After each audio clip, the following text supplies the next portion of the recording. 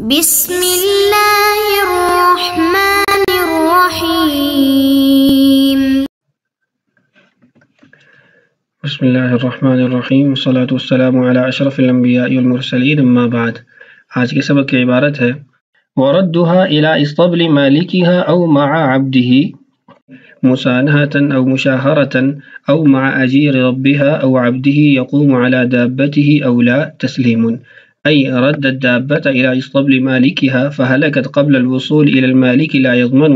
لأن هذا تسليم، وكذا إن أرسلها المستعير مع عبده إلى المالك فهلكت قبل الوصول إليه، وكذا إن أرسلها مع أجيره مسانهة أو مشاهرة بخلاف أجيره مياومة إذ ليس في عياله فيضمن بالتسليم إليه، وكذا إن سلمها إلى أجير المالك أو عبده سواء يقوم على الدواب أو لا فهلكت قبل الوصول إلى المالك وهو الأصح، وقيل يضمن بالتسليم إلى عبده الذي لا يقوم على الدواب، فدلت المسألة على أن المستعير لا يملك الإيداع كرد مستعار غير نفيس إلى دار مالكه، فإن هذا تسليم بخلاف المستعار النفيس كالجواهر حيث لا رد إلا إلى المعير، بخلاف رد الوديعة والمغصوب إلى دار مالكها فإن هذا لا يكون تسليما بل لا بد من الرد إلى المالك. وعارية النقدين والمكيل والموزون والمعدود قرض لأنه لا ينتفع بهذه الأشياء إلا بالاستهلاك إلا إذا عين الانتفاع كاستعارة الدراهم ليعتبر الميزان أو يزين الدكان، وفائدة كونها قرضا أنها لو هلكت في يد المستعير قبل الانتفاع تكون مضمونة، وصح إعارة الأرض للبناء والغرس وله أن يرجع عنها ويكلف قلعها ولا يضمن إن أطلق، أي لا يضمن المعير ما نقص من البناء والغرس بالقلع إن كانت الإعارة مطلقة أي غير مؤقتة، وضمن ما نقص بالقلع إن وقت أي وقت الإعارة ورجع عنها قبل ذلك الوقت، وإنما يضمن للغرور وفي صورة الإطلاق ما غره بل اغتر المستعير واعتمد على الإطلاق، وكره الرجوع قبله أي قبل الوقت لأن فيه خلف الوعد، ولو أعار للزرع لا يؤخذ حتى يحصد وقت أو لا لأن للزرع نهاية معلومة، ففي الترك من رعاية الحقين بخلاف الغرس إذ ليس له نهاية معلومة، وأجرة رد المستعار والمستأجر والمغصوب على المستعير والمؤجر والغاصب لأن الرد واجب على المستعير والغاصب عند طلب المالك، وأما على المستأجر التمكين والتخلية دون الرد، فإن منفعة القبض للمؤجر فتكون مؤونة الرد عليه لا على المستأجر، ويكتب المعار له قد أطعمتني أرضك لا أعرتني إذا أعيرت للزراعة، إذا أعيرت الأرض للزراعة فأراد المستعير أن يكتب كتابا فعند أبي حنيفة رحمه الله يكتب لفظ الإطعام لأنه أدل على الزراعة، فإن إعارة الأرض قد تكون للبناء والغرس وعندهما يكتب لفظ الإعارة۔ یہ ہے آج کے سبق کی عبارت۔ اس عبارت کا پہلا مسئلہ یہ ہے کہ ایسے کون سے افراد ہیں جن کو چیز کا لوٹانا ایسے ہی ہے جیسے مالک کو وہ چیز لوٹا دی جائے، یا پھر ایسی کون سی جگہ ہیں جہاں پر اس چیز کو پہنچا دیا جائے تو اس کے بعد زمان نہیں آتا۔ دیکھیے فرماتے ہیں وردها الى اسطبل مالکها، اگر عاریتاً لی گئی چیز کو مالک کے اسطبل میں پہنچا دیا جاتا ہے، یعنی جانور وغیرہ ہے تو اس کو اس جانور کے باڑے میں پہنچا دیا، او مع عبدہ یا پھر اس کے غلام کے حوالے کر دیا، او اجیرہ یا اس کے مزدور کو نوکر کو وہ چیز دے دی، لیکن اس میں یہ شرط ہے مسانہتاً او مشاہرتاً، ایسا مزدور جس کو سالانہ تنخواہ دی جاتی ہے یا ماہانہ تنخواہ دی جاتی ہے، او مع اجیر ربہا یا پھر اجرت پر لی گئی چیز ہے تو اجرت پر جس شخص نے دی ہے اس کے مزدور کو وہ چیز دے دینا، او عبدہ یا اس کے غلام کو دے دینا، یقوم علی دابتہ او لا، چاہے وہ غلام اس کے جانوروں کی دیکھ بھال کرتا ہے یا نہیں کرتا، یعنی وہ غلام چاہے جانوروں کی دیکھ بھال کے لیے ہو یا گھر کے کام کاج کے لیے ہو یا کاروبار کے لیے ہو، بس اس کا غلام ہو، تو ان صورتوں کے اندر فرماتے ہیں تسلیم یہ ایسے ہی ہے جیسے اس نے چیز سپرد کر دی ہے۔ وردها الى اسطبل مالکها یہاں سے لے کر اولا تک مبتدا ہے اور تسلیم اس کی خبر ہے۔ ای رد الدابۃ الى اسطبل مالکها مطلب یہ ہے کہ جانور تھا عاریۃً لیا، اس کو مالک کے اسطبل میں پہنچا دیا۔ فہلکت قبل الوصول الى المالک لا یضمن یہ جانور سواری ہلاک ہو گیا مالک کو پہنچنے سے پہلے، یعنی مالک نے ابھی تک اس کو دیکھا نہیں یا مالک تک پہنچا نہیں تو یہ پہلے ہی ہلاک ہو گیا، لا یضمن تو یہ ضامن نہیں ٹھہرے گا۔ کیوں؟ لأن هذا تسلیم یہ جو عمل ہے کہ اس نے صبل میں پہنچا دیا یہ سپرد کرنا ہی ہے۔ وکذا ان ارسلها المستعیر مع عبده الى المالک اور ایسے ہی اگر جانور کو سواری کو بھیج دیا مستعیر نے جس نے عاریۃً لیا تھا مع عبده الى المالک مالک کی طرف اس کے غلام کے ساتھ، فہلکت قبل الوصول الیہ اس تک یہ سواری پہنچنے سے پہلے ہلاک ہو گئی تو پھر بھی یہ ضامن نہیں ٹھہرے گا۔ وکذا ان ارسلها مع اجیرہ ایسے ہی اگر اس نے جانور کو بھیجا سواری کو بھیجا مالک کے نوکر کے ساتھ اجرت پر لیا گئے مزدور کے ساتھ، مسانہۃً لیکن شرط یہ ہے کہ وہ ایسا ہو جس کو سالانہ تنخواہ ملتی ہے، او مشاہرۃً یا ماہانہ ملتی ہے، بخلاف اجیرہ میاومۃً ایسا مزدور جو روزانہ کی بنیاد پر اپنی دہاڑی لیتا ہے اس کا یہ معاملہ نہیں ہے، اس کا معاملہ اس کے برخلاف ہے۔ کیوں؟ اذ لیس فی عیالہ وہ اس کے عیال میں نہیں ہے، چونکہ عام طور پر عرف یہ ہے کہ جو یومیہ مزدور ہوتا ہے جو اس کے ساتھ زیادہ تعلق نہیں ہوتا اس پر کوئی اعتماد نہیں کیا جاتا، تو اس لیے جو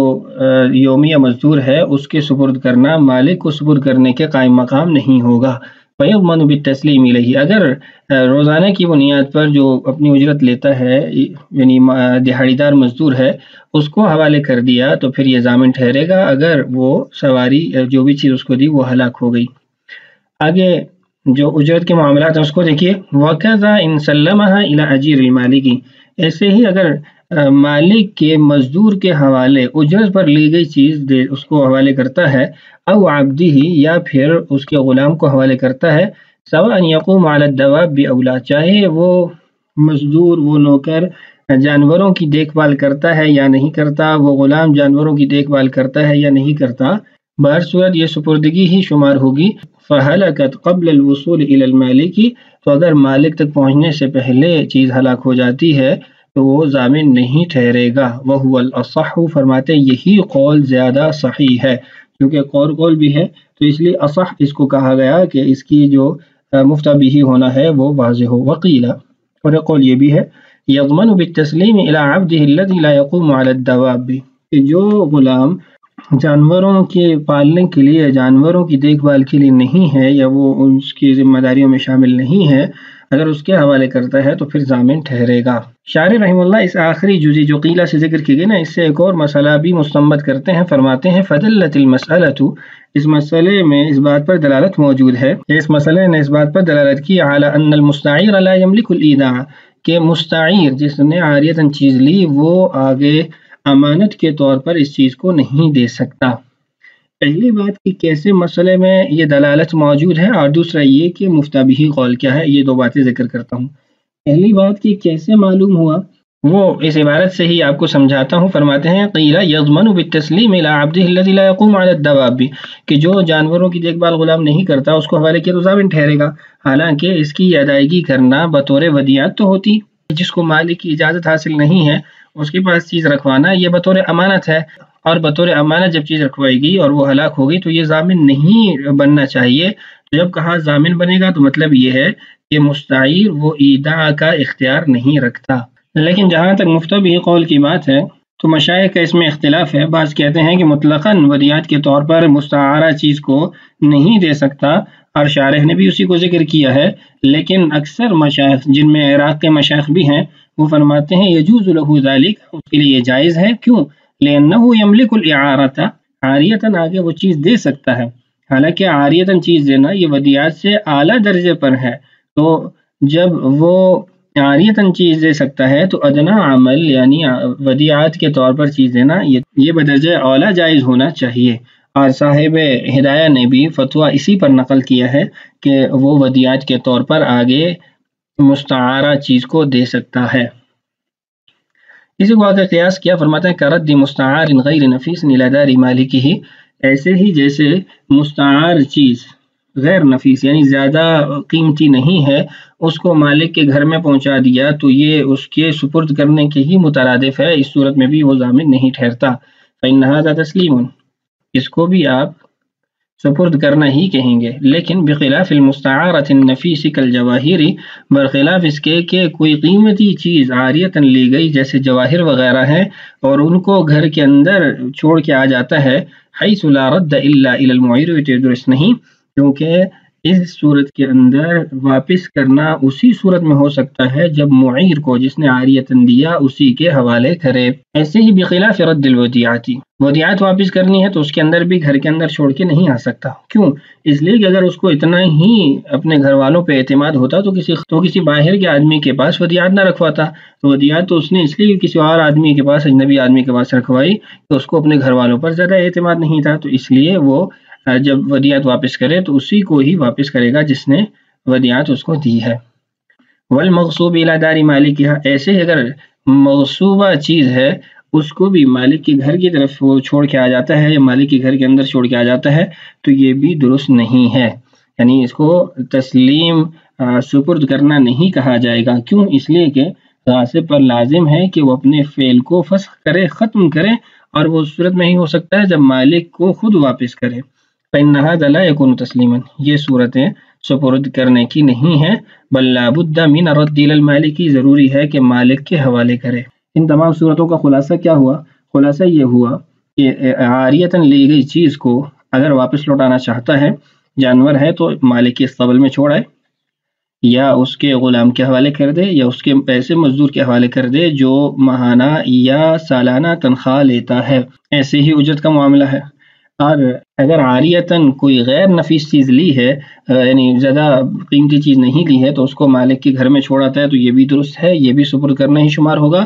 لیکن اگر قیمتی چیز ہے تو پھر وہ مالک کے ہی حوالے کرے گا۔ ایسے ہی ودیعت اگر واپس کرنی ہے تو مالک کو ہی حوالے کرے گا، موصوبہ چیز حوالے کرنی ہے تو مالک کو ہی حوالے کرے گا۔ اگلا مسئلہ دیکھیے، ابتدا میں کہا تھا کہ عاریہ ان چیزوں میں ہوتا ہے جن میں استہلاک عین نہ پایا جائے فائدہ اٹھاتے ہوئے، یعنی آپ اسے نفع اٹھانا چاہیں تو اس کا عین باقی رہے، اگر عین باقی نہیں رہتا تو آپ اس کو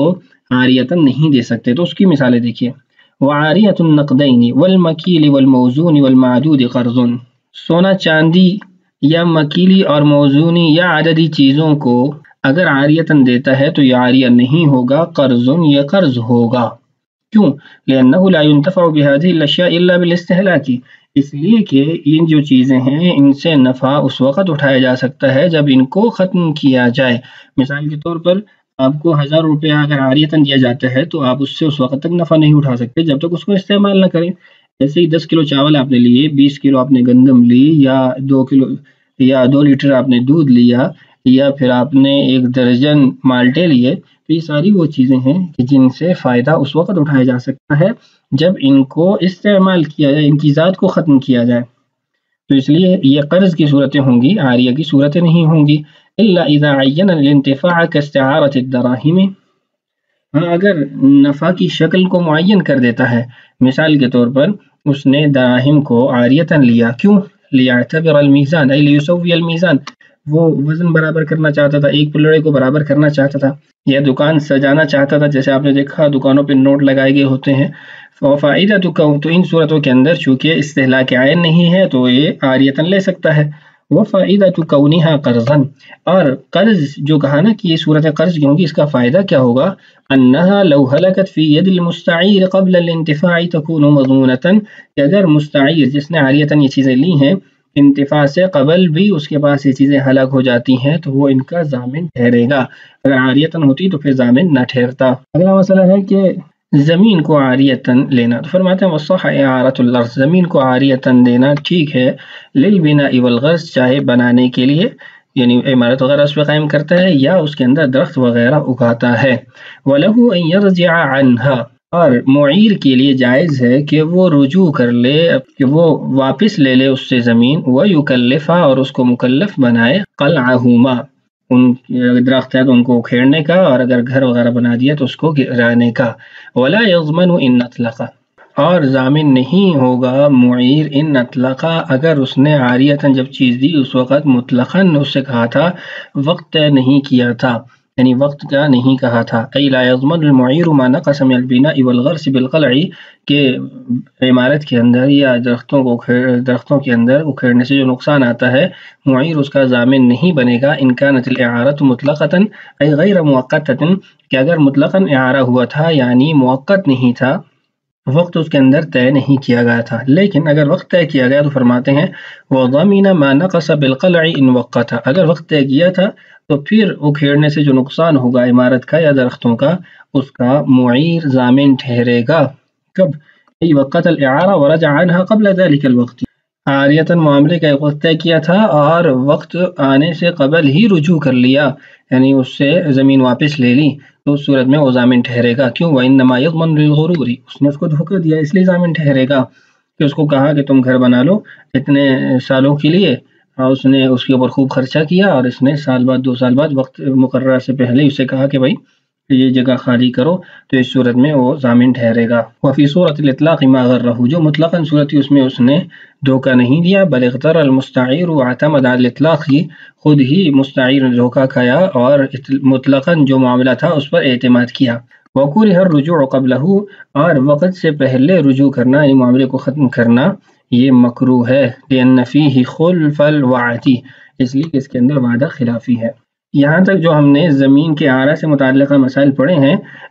یہ وہ صورتیں ہیں جن کے اندر ان چیزوں کا کوئی اختتام نہیں ہے، یعنی زمین کے اوپر گھر بنایا تو اب وہ تو ہمیشہ اس پر قائم رہے گا، یا درخت اگائے ہیں تو وہ بہت زیادہ مدت تک اس میں قائم رہیں گے۔ تو اب اس کے بعد جو صورتیں ذکر کی ہیں وہ ایسی ہیں جس کے اندر کچھ وقت لگتا ہے، یعنی اعارہ کے لیے زمین لی گئی اور اس پر ایسا عمل کیا گیا جو کچھ وقت کے بعد خود ہی ختم ہو جائے گی، تو اس کو دیکھیے فرماتے ہیں وَلَوْ أَعَارَ لِلزَّرْعِ، اگر کھیتی باڑی کے لیے کھیت اگانے کے لیے اس نے زمین اعارتاً لی، لا يُؤْخَذُ حَتَّى يُحْصَدَ وَقَتَ أَوْلَى، وقت طے کیا یا نہیں کیا، جب تک وہ کھیتی کاٹ نہیں لیتا اس وقت تک وہ اس سے زمین نہیں لے سکتا۔ اب پچھلی صورت میں ہم نے کہا تھا نا کہ اگر موقت ہے تو اس صورت میں تو وقت کی پابندی کرے گا، اگر موقت نہیں ہے تو وہ ضامن نہیں ٹھہرے گا نقصان کا۔ فرماتے ہیں اس صورت کے اندر وقت او لم یوقت، اس نے وقت طے کیا یا نہیں کیا، بہر صورت اس کو زمین دینی پڑے گی۔ کیوں؟ لأن للزرع نہایتاً معلومتاً، چونکہ جو کھیتی باڑی ہے اس کی مدت یعنی ختم ہونے کی مدت، اس معاملے کی ختم ہونے کی مدت معلوم ہے۔ ففی الترک من رعایت الحقین، تو اس کو چھوڑنے میں دو طرفہ حقوق کی رعایت ہے، بخلاف الغرس، برخلاف درختوں کے، اذ لیس لہ نہایت معلومۃ، کہ اس کی انتہا معلوم نہیں کب اختتام ہوگا، کب وہ درخت ختم ہوں گے۔ یہ جو ہے نا من رعایت الحقین، اس کے اندر معیر کے حق کی بھی رعایت ہے، مستعیر کے حق کی بھی رعایت ہے۔ معیر کے حق کی رعایت یہ ہے کہ 1 2 3 4 مہینے کی بات ہے، تھوڑا ہی ساری زندگی کے لیے اس کی زمین لے رہا ہے، اور مستعیر کا فائدہ یہ ہے کہ اس کی کھیتی کا نقصان نہیں ہوگا، وقت آنے پر وہ اس کو کاٹ کے اس کو استعمال کرے گا، نفع اٹھائے گا۔ اگلا مسئلہ ہے مستعار لی گئی چیز یا اجرت پر لی گئی چیز یا غصب کی گئی چیز کو جب واپس لوٹایا جائے تو اس کا خرچہ کس پہ آئے گا؟ فرماتے ہیں وَأُجْرَةُ رَدِّ الْمُسْتَعَارِ وَالْمُسْتَأْجَرِ وَالْمَغْصُوبِ عَلَى الْمُسْتَعِيرِ وَالْمُؤْجِرِ وَالْغَاصِبِ، کہ مستعار لی گئی چیز کو واپس کرنے میں جو خرچہ ہے، جو اجرت ہے، اس اجرت پر لی گئی چیز یا غصب کی گئی چیز کے اندر جو خرچہ آئے گا واپس لوٹانے میں، وہ پہلی صورت میں یعنی عاریتاً کی صورت میں مستعیر پر، جس نے عاریتاً چیز لی اس کی ذمہ داری ہے کہ خرچہ کر کے وہ چیز پہنچائے، والمؤجری، اور اجرت پر جس نے دی ہے وہ اجرت والی چیز کو اپنے خرچے پہ واپس لوٹائے، والغاصبی، اور غاصب بھی خود خرچہ کر کے واپس پہنچائے گا۔